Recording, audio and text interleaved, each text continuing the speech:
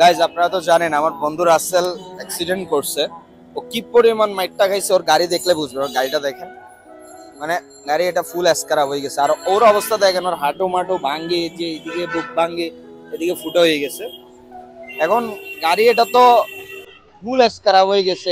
এখানে আনছো কেন? আনছো এটা কি বিক্রি করে দিবা?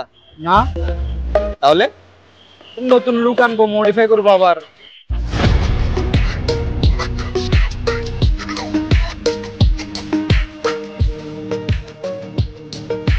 তুমি কতটা অ্যাক্সিডেন্ট করছিলা? 124।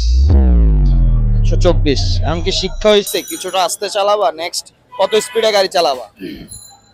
আমার টপ হচ্ছে 146, এখন নেক্সট 150 টার্গেট।